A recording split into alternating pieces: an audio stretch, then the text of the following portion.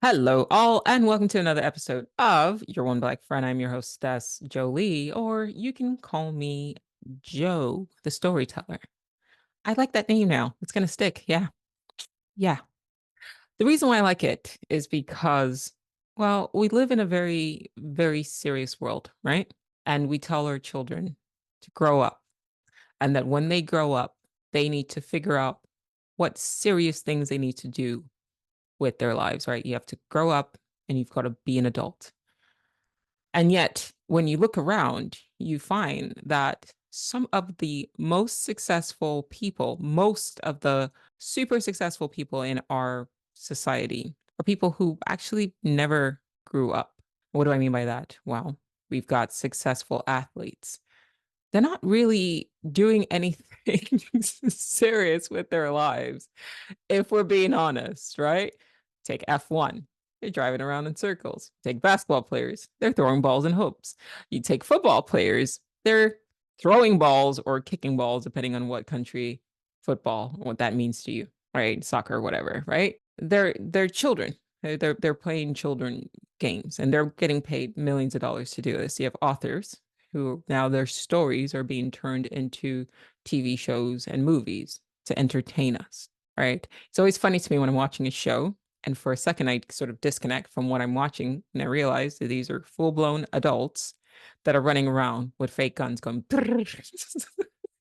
right? Oh, you got me. I watch Kingsman, and I watch Michael Caine. He's 90 years old now, I think. And there was a scene where he drinks something like it's poison. Spoiler if you haven't seen the movie, sorry. It's been like 10 years. But anyway, he drinks a poison. And then when he realizes that he's actually accidentally drank poison, he goes, oh, oh, ugh. And I'm like, he didn't actually, that's a grown man. That's a 90-year-old man pretending. And he's probably gotten paid like millions of dollars to do that. And that's the society that we live in, where like that is what we value. Not like, I'm not saying this is a good thing, by the way, like not our teachers who are essentially indoctrinating the youth. So it is what it is, right? They're hands of the government. They indoctrinate our youth. And they sort of are in a system, in an institution that drives that creativity out of children somehow. That takes these sort of wild minds and forces them into boxes. Unfortunately, that is the public school system. But yeah, they don't really get paid a lot, which you would think as an extension of indoctrination for the government, they would get paid more. Anyway, I digress. Doctors, I don't know what society you find yourself in, but less and less, doctors are being paid because they also have to deal with insurance and they're literally fixing people's bodies. Like you have to go to school for years to understand anatomy. But they've gone from this institution of like healing to now they're just sort of handing out drugs, right? But that's once again, um, besides the point. Some of our top earners, most of our top earners in the West are entertainers. There are people who play pretend, and there are people who contribute to some sort of storytelling process, right?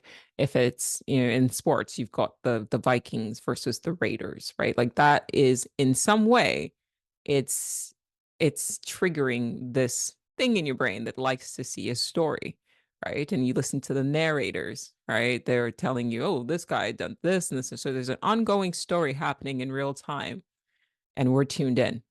You see actors, like I mentioned Michael Caine, but you turn on the TV after a long day of work and they're pretending to be a Viking or they're pretending to be a raider or whatever, and that's what we pay, right? Millions and millions of dollars, billions if not trillions of dollars are going into storytelling.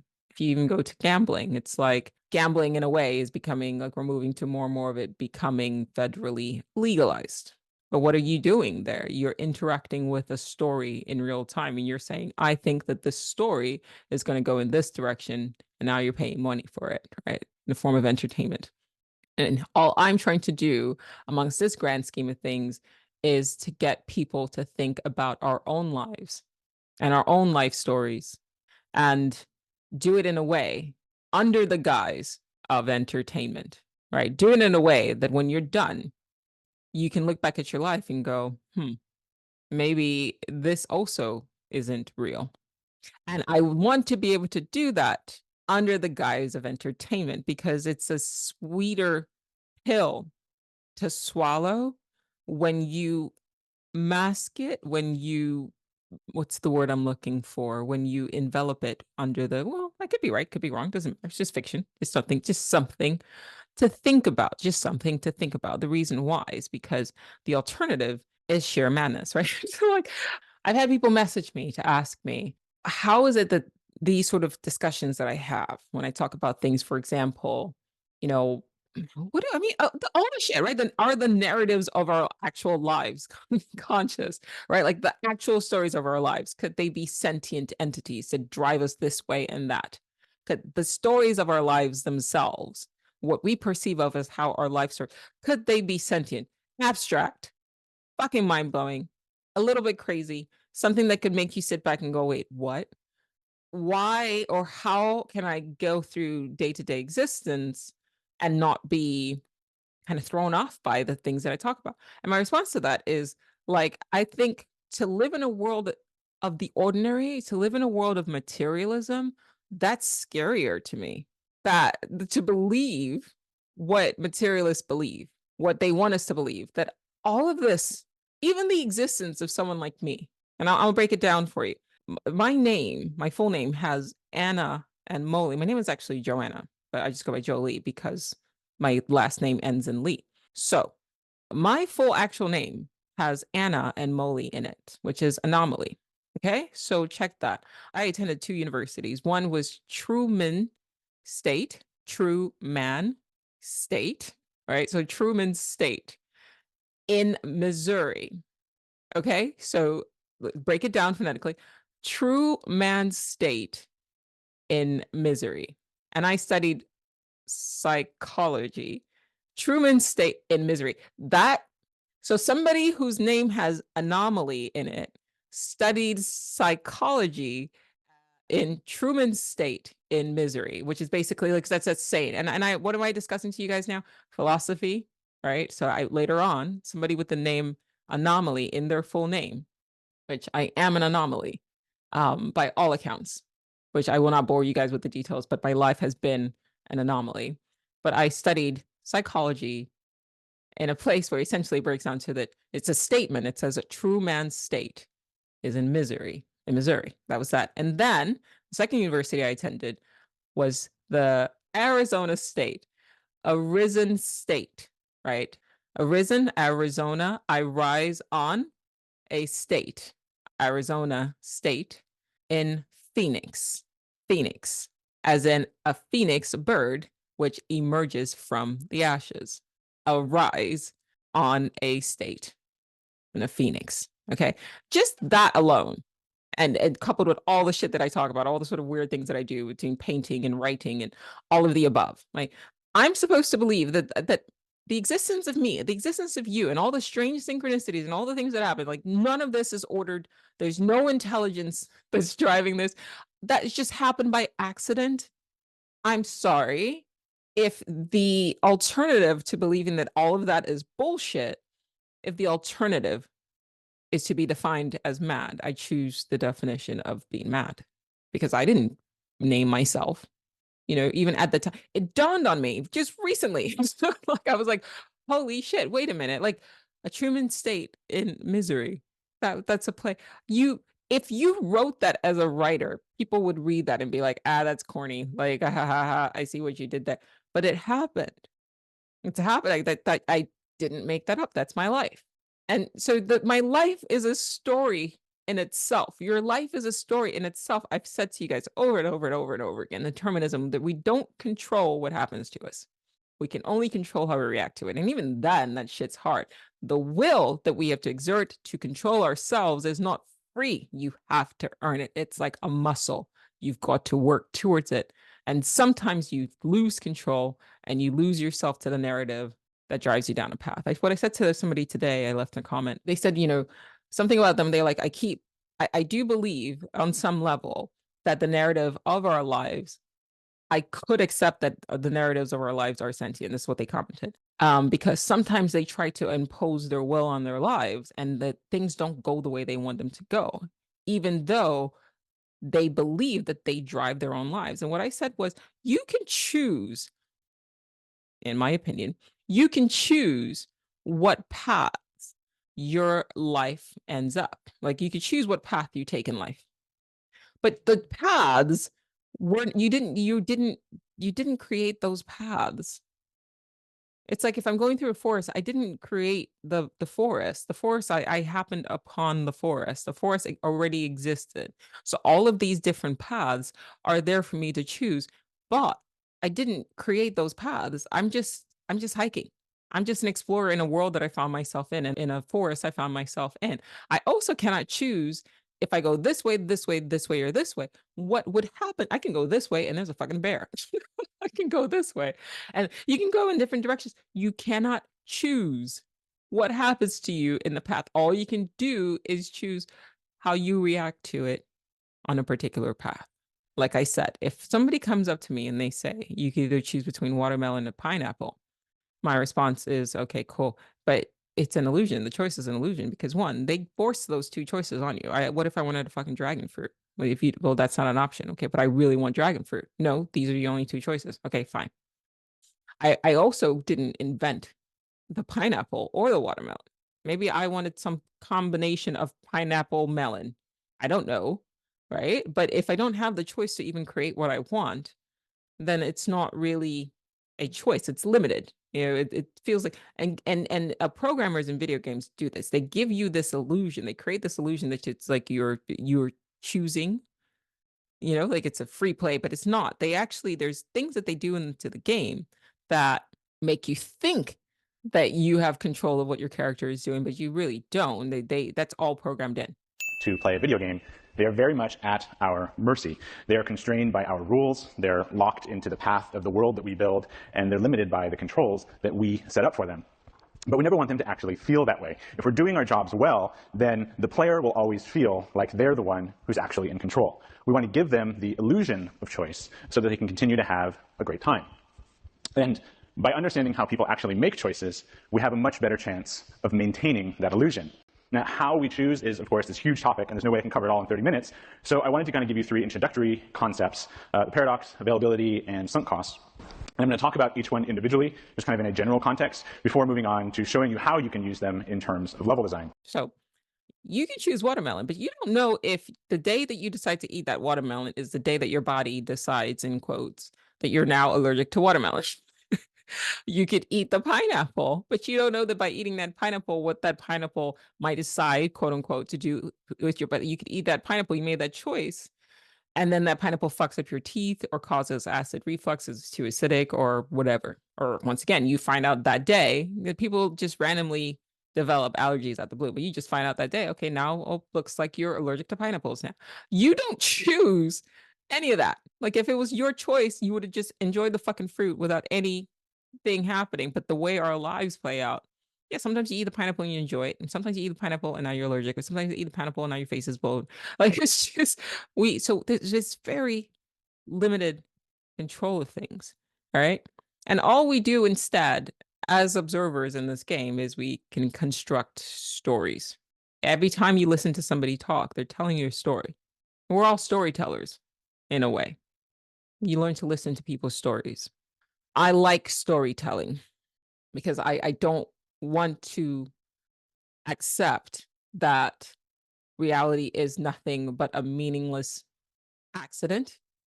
That's ridiculous to me.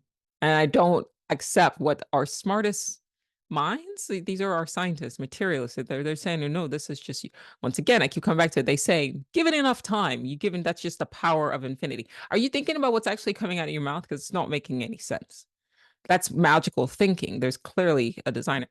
I always use my painting as a reference. I keep doing it. This didn't just happen. It was ordered to design. This camera didn't just happen. This computer didn't just happen.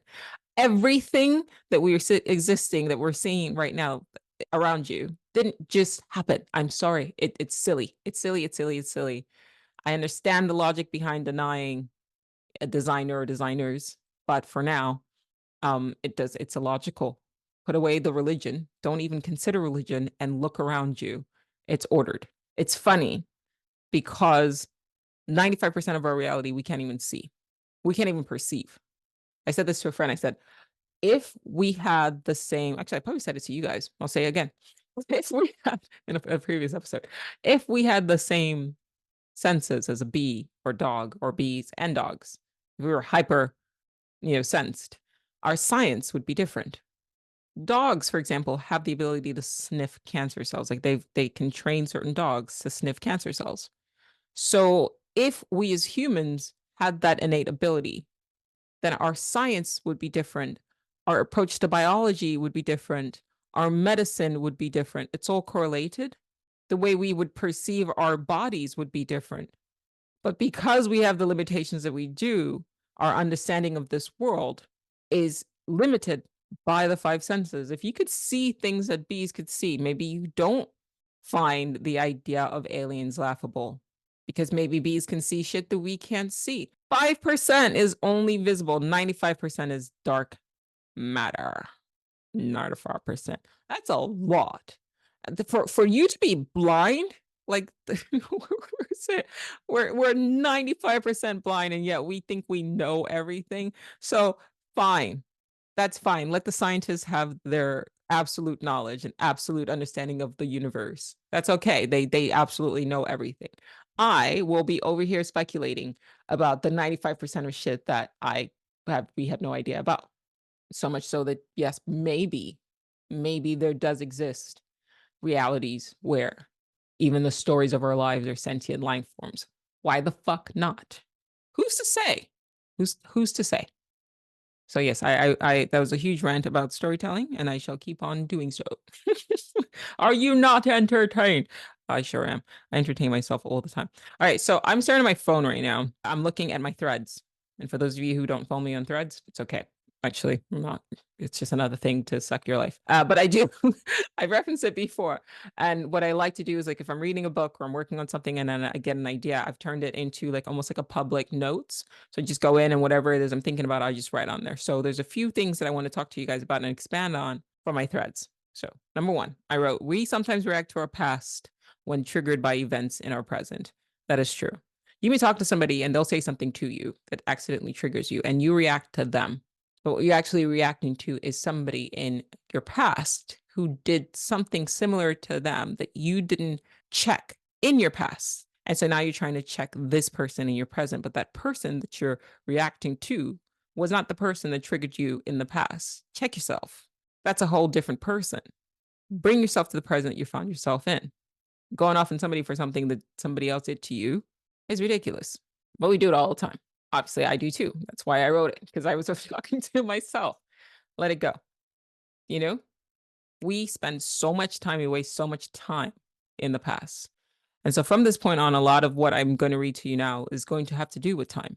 So here's another quote from the book Some, Tales from the Afterlives by David Eagleman. It says, something dawned on you when you first heard the children's song, Merrily, merrily, merrily, merrily, life is just a dream. And so you waited for death in order to wake up. I'll say that again. Something dawned on you when you first heard the children's song, Merrily, merrily, merrily, merrily, life is just a dream. And so you waited for death in order to wake up. Some Tales for the Adults. I know what that means to me. I would like to know in the comments what that means to you. What gets triggered when you hear that? So feel free to leave a comment. Let me know. For me, and so you waited for death to wake up. I like that, because to me, that's how I've been living my life lately. I had a conversation with my daughter today. I said, listen, I was doing some estate planning. If anything happens to me, I get stuck in a coma, do not keep me here. There's nothing that they can do. Do not keep me here. I am not attached to this body. I'm not attached to this world, because I know it's not even a belief, right? Do you believe your partner loves you, or do you know your partner loves you? See how the energy is different? Belief, there's doubt. You hope. To know is to know. Right, wrong, or difference, you know. What if I'm wrong? What the fuck does it matter? I'll be dead anyway. But if I'm right, then I don't want to be trapped here longer than I need to, because I believe that, oh, there's that word again. Because I know that there's got to be a world outside of this one. Or maybe I just get looped back in. But then if I'm going to get looped back in, then let me get looped back in. Well, what I don't want is to just be laying in some bed in a coma in a hospital. Like, fuck that noise, right? I'm not attached. I sometimes wonder what we would be like as a society if we weren't so afraid of death. I know in the back of our minds that like people believe, right? People know that or that they when they die, they're going to go to heaven, right? But they don't live like they know that. They live like it's more of a belief. And so when people die, there's this huge mourning that takes place and this sadness. And beyond just missing the person in your day-to-day existence, I don't I wish we lived in a society where things were different and maybe materialists didn't have such a dogged hold on our psyche because they don't know that once you die that that's it. And there's so much evidence counter to that that it's not just it. Now, whether or not that evidence can be tested in the lab, I don't give a fuck. And whether or not you believe something as a scientist should not negate my understanding. It doesn't negate my understanding. You do you. If that's how you want to perceive reality, that's fine. But don't try to impose your perspective on me. I've got a brain too. You've read a certain sets of books. So your mind has been trained on certain sets of data. And so that's why you feel like your conclusion that when you die, that's it. All right. You feel that that conclusion is valid. I have read a certain set of books and I know otherwise. And see, I'm very mindful of trying to say no versus belief. I know otherwise. Imagine, okay, a person is about to pass away and then they do pass away and then there's the funeral. What's wrong with thinking of them like now they've moved on? And the world that they moved on is better than this one because it's something I've talked about this before, but I'm going to say it again. When people have out of body experiences or near death experiences, specifically near death experiences, most of them say they didn't want to come back here, which tells me that whatever it is that's outside of this one is better than this one. Hold on to that and then celebrate a person after they go from this world. Because if we are in some way, shape, or form, either eggs or larvae or something like that, and after this is a metamorphosis into a butterfly, don't fucking mourn me. I've served my time. I said this to my daughter. I have enough content. I have enough videos. I have, by the time I'm done here, hopefully enough books that you should be able to feed all of the data of all the videos and all of the podcast episodes into some AI and create an AI of me and then talk to me in that way, or at least a copy of me when I'm gone. I'm doing all of this for you, right? But once I'm done here, then I'm off to the new and the next adventure. So if this is some sort of dream, which sometimes can be nightmarish, right? When you wake up, you do wake into another level of reality. And that's brilliant.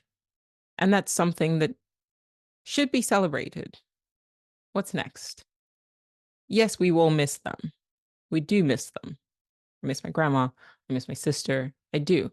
But in the back of my mind, I know that they're okay. I know that they're okay. I know that they're okay. And that has made all the difference in the way I live. What is the alternative? If they're not okay somewhere, then people who come back here, right, wouldn't be saying, I don't want to come back here, right? If they cease to exist, there is the issue of time travel. I've been reading a lot of books on time travel, and I noticed that every time you try time travel, you're creating different variants of yourself. So, the very, very, very, very least, they have existed in a brief moment in time where somebody with a time machine in the future should be able, or in the past, yes, in the past, should be able to develop a machine to still interact with them in our present. Why did I say in the past? I'll get to this, but I've been rereading a book by Uspensky, and he mentions this, and it's in my threads, but he mentions this that like what we consider savages, which I mean, the language is a bit colorful, it's an old book, but what we consider savages are actually the descendants of highly advanced civilizations. I'm paraphrasing, but that's basically what he's saying. We keep assuming that the best, most advanced versions of humanity are in the future. But what if they're in the past? I wrote about this in So You're Living in a Simulation, and I'm going to keep saying it. Because if society ends, right? I've talked about silo, I've talked about C. If society ends as we understand it, civilization ends as we understand it now, then the next few generations are going to have to start all over. They're I don't know how any of this shit works. How are you watching this right now? I don't know. Right. And then you give enough time that knowledge gets lost in time. And they would have to rebuild it. And then time has a way of just erasing everything. There's stuff in my head right now that I just know from living my life that if I don't write it down, then it's lost forever.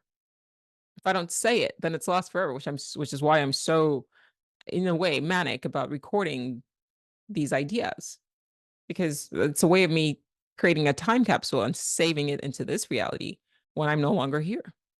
But time will erase that too. you know, like that's the thing about time. That's something we should pay more attention to, is not this idea that given enough time, things can just spring into existence out of nothing. That's magical thinking. It's more, given enough time, the evidence of everything kind of gets erased. And it's just past a certain point, time has erased anything or everything. So that tells me that, yes, we believe that we are the most advanced civilization to ever walk the face of the earth, but we don't know this. And so a time traveler from a past civilization could very well come forward, even if time travel backwards may be near impossible. Certainly, forward travel is more probable. And so that means that anybody you've lost, even if death is the end, they still exist in time now, which means that a technologically advanced civilization that has mastered time travel from any direction will still be able to interact with them. So, regardless, they're still around in the fabric of space time. That's enough for me. And then, if that's the case, what are you mourning? So if yes, you won't be able to pick up the phone and call them and talk to them and see what they do with their lives and how their stories go on, but they're not gone forever. Nothing is. And that's beautiful. Hopefully, play this at my funeral. By that time, I hope I'll be like old as shit when my funeral's like, I'll probably still look like this though, because Black don't cry. Right. Okay. So there's that. All right. The next one. It is the incapacity of the gods to cooperate. That is the only reason why they have not destroyed us. I'll say that again. It is the incapacity of the gods to cooperate. That is the only reason why they've not destroyed it. That, once again, that's from Some by David Eagleman. I just found that interesting. Like what he pointed out was, he was like, there's gods of everything. So not only is that like there's a pantheon, but there's a god of like trees, and then there's gods of like water, and then there's gods of like designing cameras, and there's gods of like inspiration, and there's gods of paintings, and there's gods. So he's saying that there's gods of everything.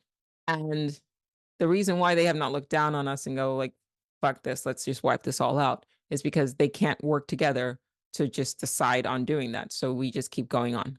I just thought that that was kind of interesting idea. The book itself is fascinating, by the way. It's Some by David Eagleman. I'm definitely going to go back and reread it, because I just thought, there's a lot in here to think about. Yeah, it makes me think of like spiders. There are cajillions of spiders on this planet. And one of my irrational fears is that one day they're all just going to wake up and go, wait, why are we letting humans run things? Like, if they just all decided to work together, they could make like fast food of us very quickly and completely dominate this planet. Like, imagine a planet of Earth but completely covered in spider webs. Like, there's a power in unity, though. So there's nightmare fuel, guys. All right, moving on. What if in the afterlife you are judged against your parallel selves, judged against what you could have been? Once again, this is in Some by David Eagleman. What if in the afterlife you're judged against your parallel selves? Now that's interesting. So imagine you die, and then you wake up in a court, and you look around, and it's just a court full of parallel versions of you, just a bunch of Joes. And there's Jo the artist, there's Jo the physicist, there's Jo the humanitarian, there's Jo the dictator, right? And they're all like, what did you do? You've got the same DNA. What did you do with your life? Right? And somebody commented, like, well, maybe it's not them judging you. Maybe it's just them sort of holding you to say, like, okay, well, what did you do? You have the same DNA, you have this, that, and the other. What did you do? And my response to that, I like it just because of like it gets you to think. But I feel like if I were to, when I pass, if I were to wake up in a court and I look around, it's just a bunch of Joes, And they're all fucking Virgos. That'd be fucking annoying. Yeah. So, oh, my shirt's perfect. Right. So all of these shows, and they're just like, so bitch, what'd you do with your life? I would respond like, why the fuck are you coming for me? Like, you understand that we live in a deterministic society, right? I couldn't control the environment I was born into. I couldn't control like the nature of how I was raised. And my parents, where I was born, were, like the time frame. I controlled none of that. I did the best that I fucking could. I keep that energy too. I did the best that I fucking could. Yeah. And I probably look around and just find other people that like clearly look like they're not doing shit. And I just be like, what about them? I did the best that I fucking could. Yeah. Considering that we are living in a deterministic society. Maybe these other Joes found themselves in parallel universes where they actually had free will. I don't. So you cannot hold me responsible for the shit that I did my fucking best. And then I drop the mic and walk off. Right. Next. Okay. So this one I posted, it's a life science article. It says our universe may have a twin that runs backward in time. An anti-universe running backwards in time could explain dark matter and cosmic inflation. 95% of our world is dark matter. Like we cannot, or our universe is dark matter we cannot see. And what's posited here is that, oh, I guess what I said was, what if at the death of our universe, every life within the universe that has ever existed flashes before the eyes of the universal consciousness, and our lives will play backwards? What if that is what the anti-universe and anti-matter is? It's sort of the backwards play of what's happening, right? So it's reverse. It's going in opposite direction. It's like a anti-universe. It's the opposite of so there's an anti-Joe, there's an anti-Sam, there's an anti-Almond, right? Just going the opposite direction. And it's essentially the universe's life as it ends, as it dies, flashing before its eyes. And so it's this like life and death simultaneous happening, right? So we're living and then it's flashing. But it's tempting for us to look at things from our perspective and go, well, yeah, this is the normal way.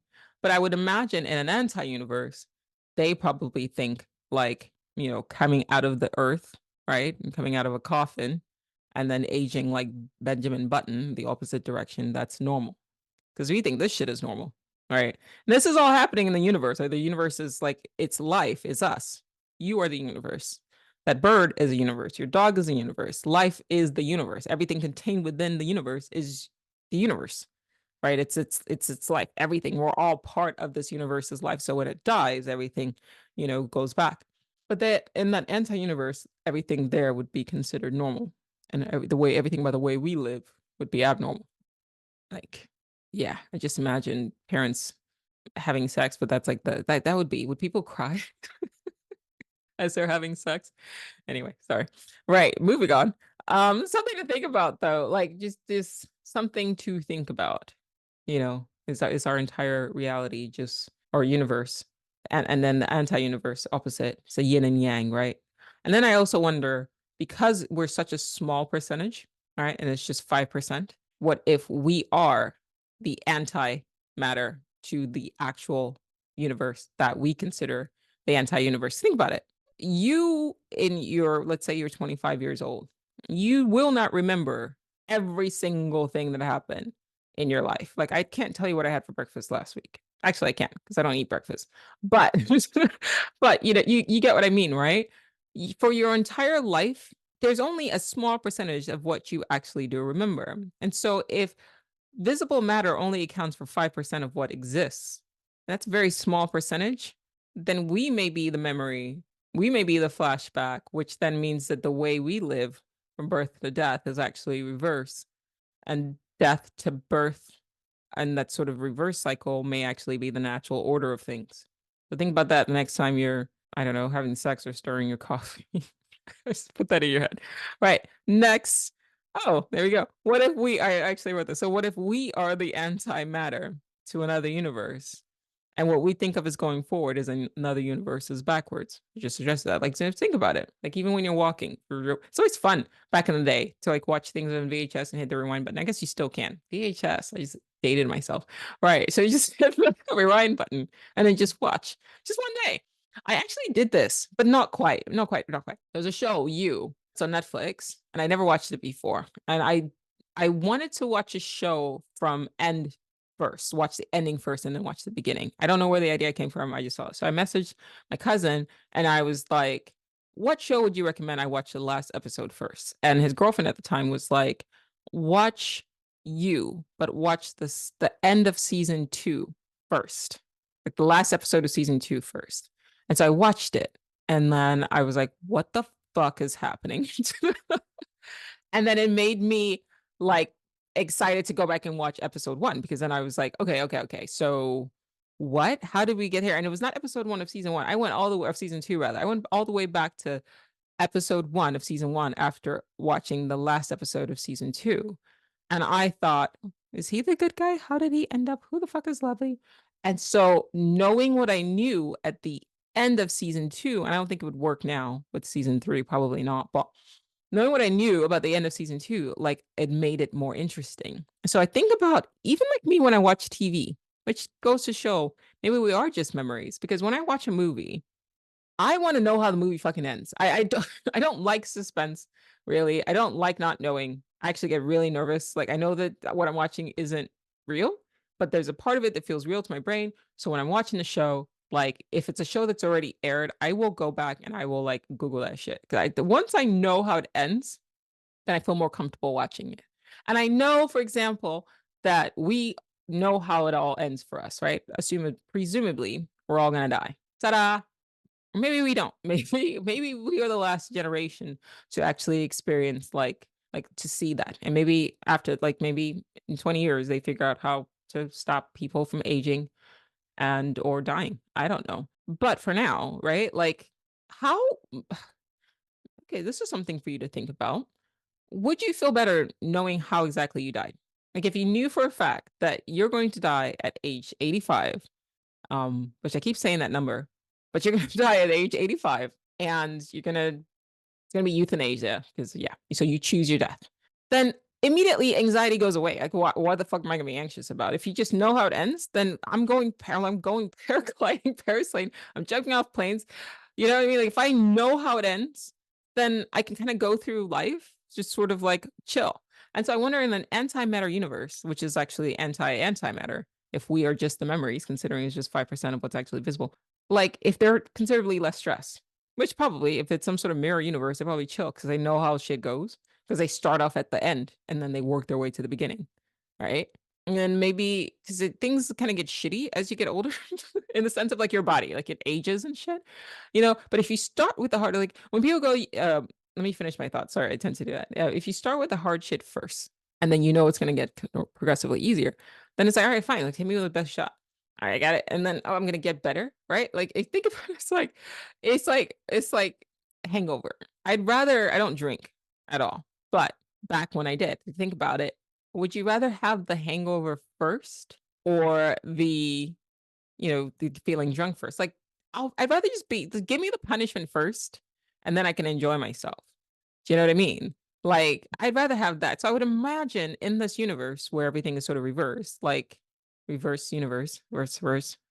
Yeah, like let me get through old age first and then like get hot progressively. Like, why the fuck not? Like that to me feels better than what the fuck we got going on here. Anyway, oh, next quote. Seems like there's a theme here. It says, "You are the father slash or mother of your future self," and that is written by Jerry Merritt, A Gift of Time. You are the father of your future self. That's actually what he wrote, but I wrote slash mother because 50% of the population should also be encountered, or should be counted. You are the mother of your future self. You're the mother of your future self. Basically, what it means is that the actions that you're doing today will determine the kind of person that you are in the future. Right? You're raising your future self. So if you're throwing back copious amounts of alcohol, you're eating like shit, you're not exercising, you're setting yourself up, you're raising a future version of yourself that's going to be like if you raise a child, right? And didn't teach the child and have the child read, you didn't feed the child good food, whatever, right? Like that future, like that child in the future is gonna be fucked up. You are essentially raising your future self. You're the father or the mother of your future self. I like that. I like that shit. I posted this video of this like super, like he's like 60 or something like that, and super fit, like quote unquote old guy. But that's one person. That's one individual that was like, no, I'm not, just because. society says you start aging at 60 doesn't mean, or 50, like I'm gonna accept that. Like I have my own mind. I can do what I want with my own body, and I'm gonna reject all that shit. Like I don't, you guys know I don't talk about my age. That the word is loaded. And if you pay attention, when people go, "How old are you?" I honestly, I've given that up. I'm not answering the question because I'm not old. And what I noticed myself doing was like I would go and like Google, like, well, how old is this person? And then I would compare, like, what are they doing versus myself? And it's like, why are you doing that? Why do you feel like you've got to be established at a particular age? Like, what is this weird judgment thing that we're doing in our heads? Fuck that, I'm not doing that. Like, if you're measuring yourself up to standards of, okay, I'm this age, so I'm supposed to be doing this thing, is that healthy, really? And then think about the fact that, like, once again, a lot of the people that we look up to are doing, like, they're playing pretend. Like celebrities, they're playing pretend. Actors, even figureheads, politicians, they don't know what the fuck they're doing. They're pretending. This is my favorite quote. I came up with it. I say it over and over again. Our entire civilization is built on the illusion of competency. Most people don't know what the fuck they're doing. A lot of people are just pretending. We're all playing pretend. This is fiction. So in this idea, it's like you've got, okay, what is your age? It's like you're telling yourself, you're programming yourself, okay, this is the role I'm supposed to play. No, I'm not doing that. I'm just gonna be. And I've done videos where I talked about this as a psychosomatic. My mom, she's very fit for her age. She looks great for her age. You see what I just did there? I just caught myself. At least I caught myself. Then I'll catch her dancing, and then she'll say something like, "Oh, I'm not supposed to be doing that at my age," but you're doing it. You guys have heard me say this before. I'll keep saying it. God damn it! Right? You're not supposed to, but you're doing it. You're doing it. What is this supposed to? Throw that number out and just do. Stop putting the limit, because then you're imposing a nocebo effect to the point where eventually you won't be able to do the thing because you don't believe you're supposed to be doing the thing. Imagine if Michael Caine at 90 was like, "I'm too old to be playing pretend." Like, if he did that to himself, I'm just playing pretend. What would it feel like to us if a bunch of time travelers converged on one particular day? Think about that. Like, we would have to feel it, right? You have to ask yourself, okay, is it a chicken and the egg, right? Why are a bunch of time travelers coming to a particular moment in time? Is something happening? And then is the something happening what's causing people to feel this sort of ripple effect of something, deja vu or whatever it is? Or somebody mentioned in the comments, synchronicities, even like mass synchronicities, that feeling of like, wait, something's, lining up. I don't know. So think about 9/11. They were saying there was this, I forget what it was, some sort of machine that I think, like, they could figure out, like, somehow, like, the energetically what everybody was feeling. And then right before 9/11, it like peaked. And it seemed like collectively, like, humanity knew something fucked up was about to happen, because then there was a peak. But then I think about, like, for example, the lockdowns, right? It was in March 26th, 2020. Did that same metrics like peak? Did we all collectively, like, was that measurable? I don't know. And then you think about something like 9/11. There was a thing for me where I think back to like the 2016 election. I had mad deja vu. And I talked to people about this when Trump got elected, and they reported the same thing. And storytelling here, I'm not trying to say that a bunch of time travelers didn't show up to see that, but maybe they did. Maybe that's why we all collectively felt this strange feeling of deja vu, or maybe something shifted. Who knows? Who knows? In the same week, I decided to start reading fiction again. I'm serendipitously introduced to two books back to back, both which mention consciousness overlap with variants of oneself.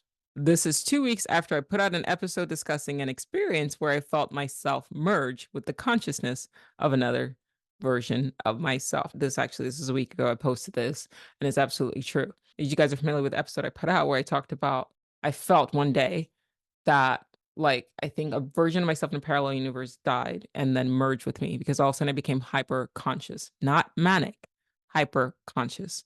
And then from that point on, somebody messaged me and she told me she had the same exact experience, but it actually made her, like, she didn't take it the way I took it. Because for me, like I told you guys at the beginning of this episode, like, I live in this world where I don't take anything seriously. So when something like that happens, I just go, "That's cool," and I keep it moving. but not everybody moves in that way. Like I'm just a weird cat. And so it was very unsettling to her to have that experience. And then as I was talking to her, I think about a week later, I came across, or 2 weeks later, I came across these two books. The first book was All Are Wrong Todays. And the second book was A Gift of Time by Jerry Merritt. And in it, and I think I posted to my stories as well. And you can go to my stories on Instagram and you can see the screen recordings. But in both the stories, the characters are discussing having one version of their consciousness sort of overlap either a younger version of themselves or in the All Are Wrong Today's, a parallel version of himself, but it was still him, but it was from a different reality, kind of overlap. And I just thought it was interesting because it was like I was having this discussion, and it's happened to me, quote unquote, in real life. And then just randomly, these two books come across, like somebody recommended the books, one book to me, and then another book got sort of suggested to me by the algorithm. I'm reading these two books. I normally do not read fiction. And all of a sudden, it's like it's talking about what I just discussed like 2 weeks prior on a podcast. Truth is stranger. Who knows?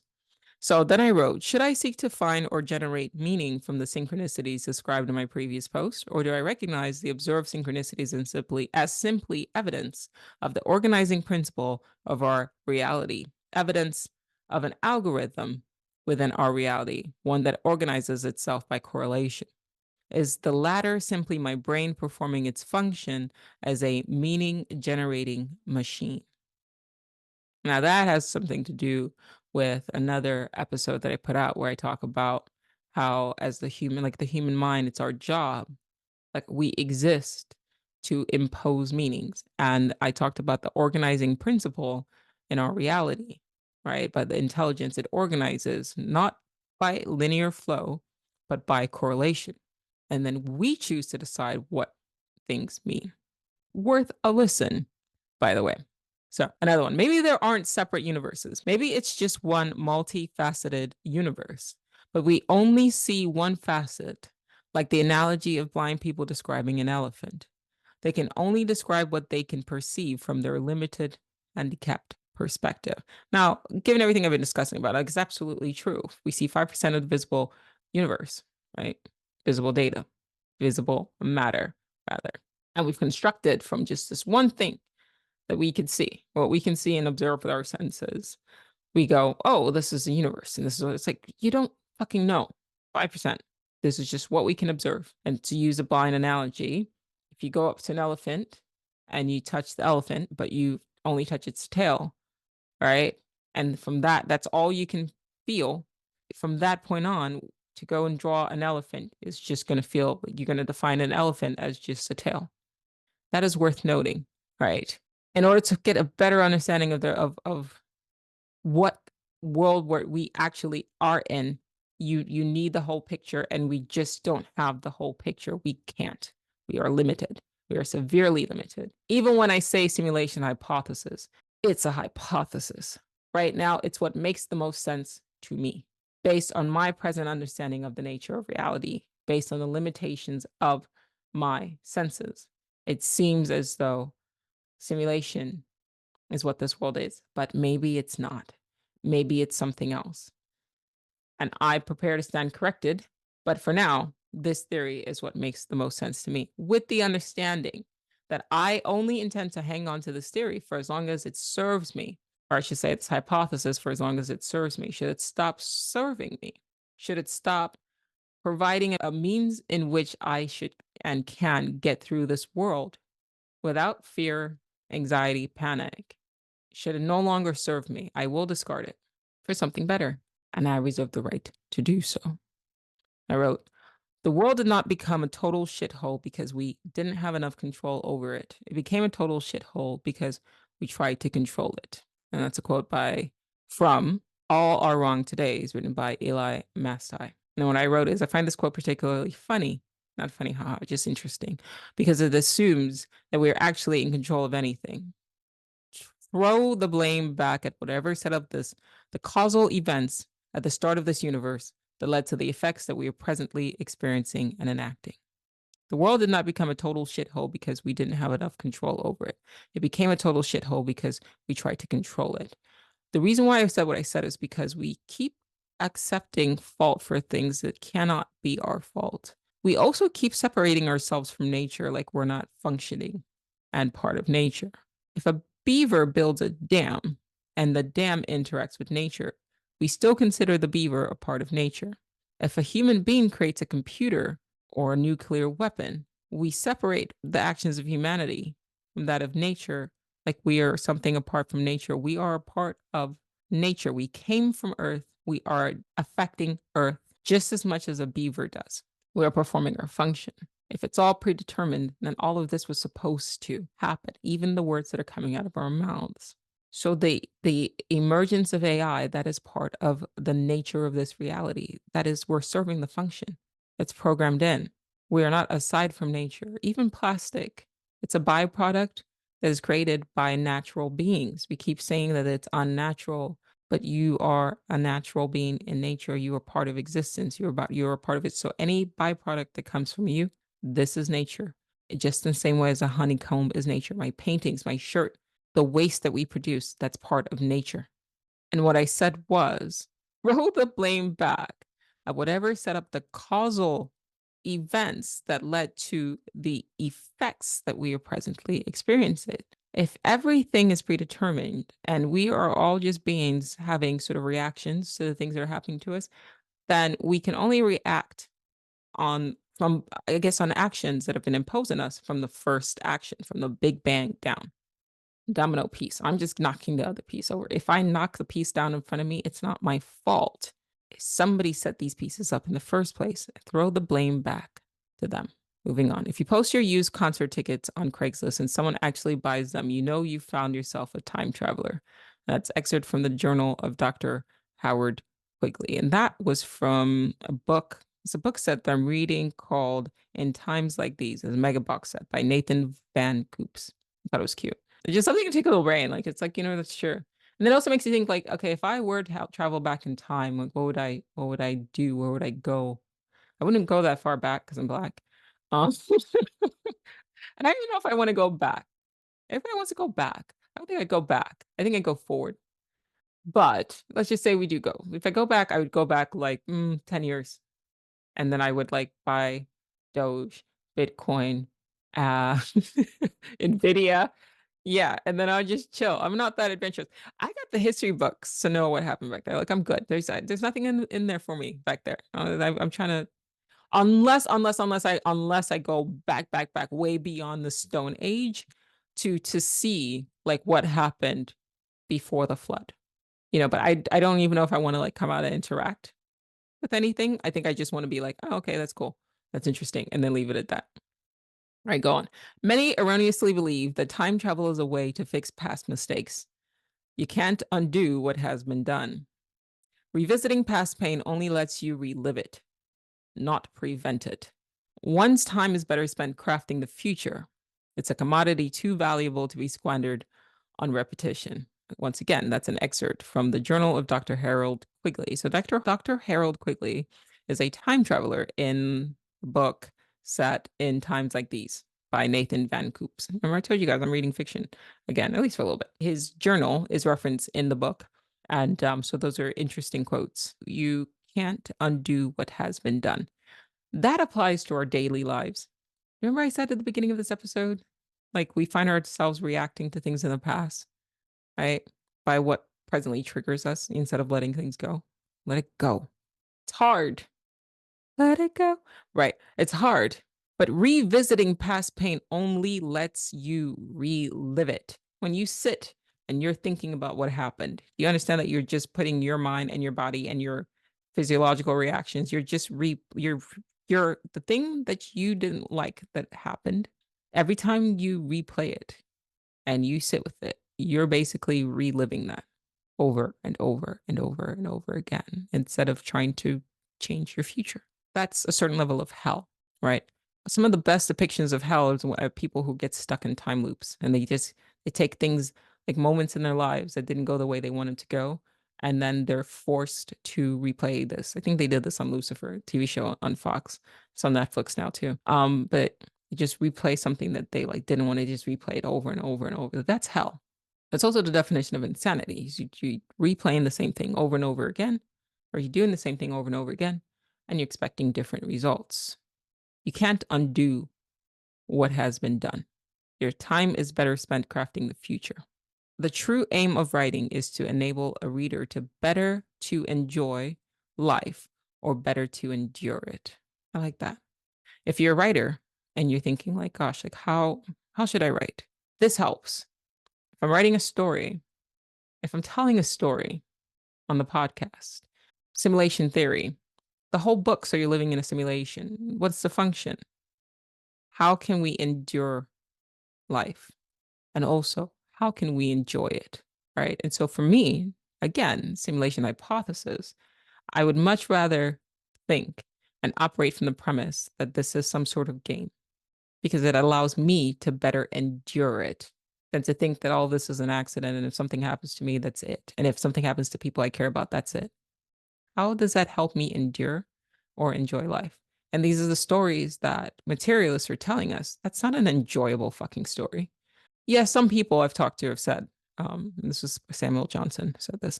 I said, well, knowing that there's nothing else after this allows me or makes it so that I make sure that I do everything in my power to like get things done now. Well, you can still, like if I'm playing a video game and I know the game's going to end, it doesn't stop me from enjoying, you know, my life. That's true.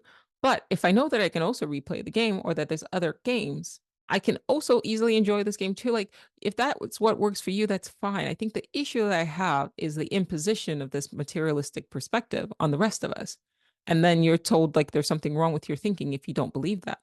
Fuck you. I'm sorry, emphatically, but fuck you. Like, I'm going to believe what I want to believe. I don't care. How is it any different from religion? I don't fuck with either. And don't, that's just science. It's becoming dogmatic. Fuck both. I will form my own philosophy. Next, sometimes our nature speaks more wisely than our convictions and will only work well if we listen to what our nature says.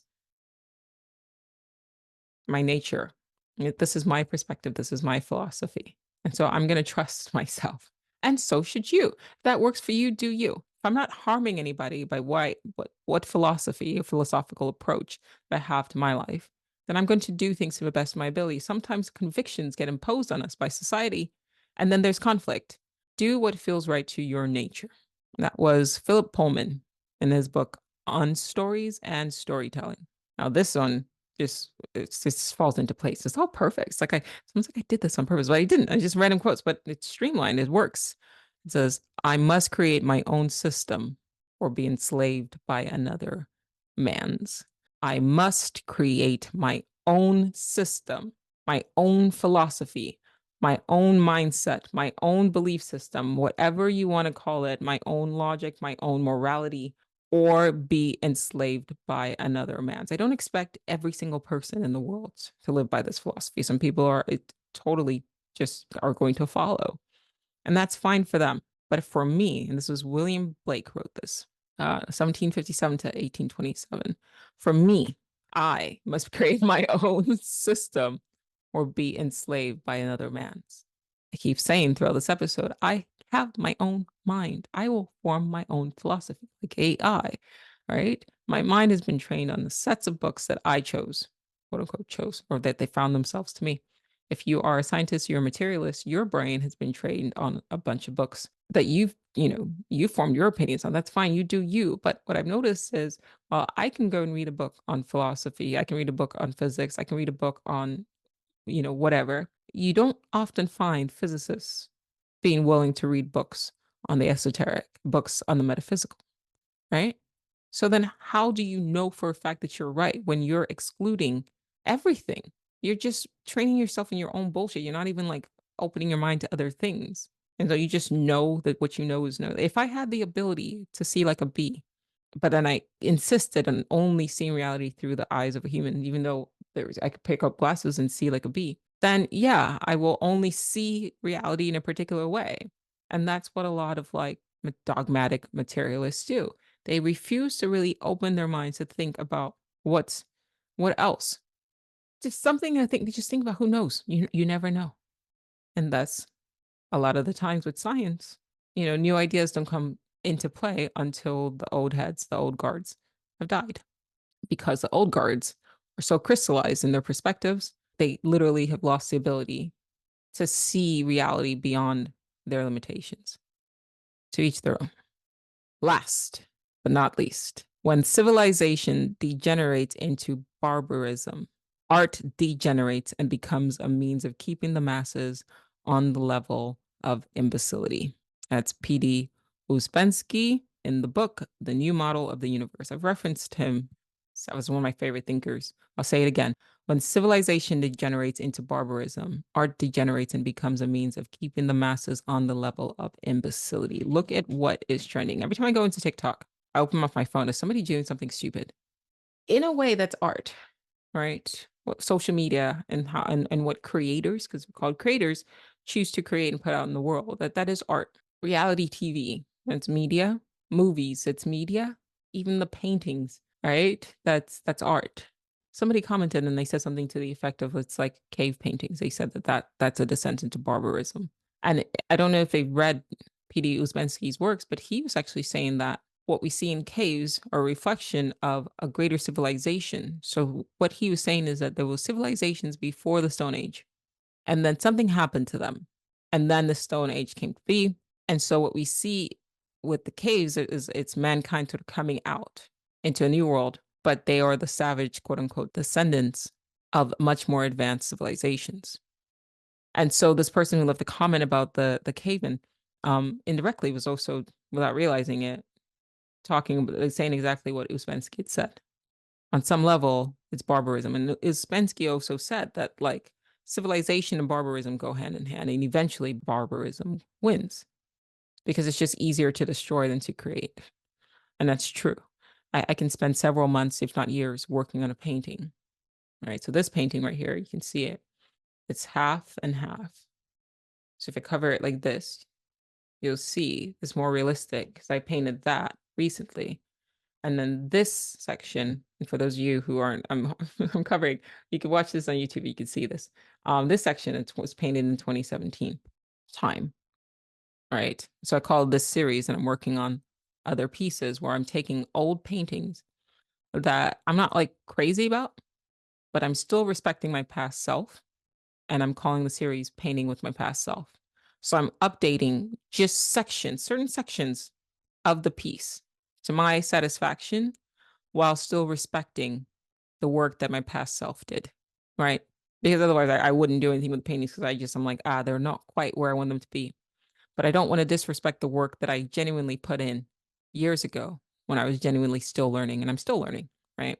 So it's a continuous work in progress. And I think it's also a reflection of who we are, right? And how we change and how we grow as well. So respecting our past selves. But years in the making, this piece, 2017 to 2024, 7 years.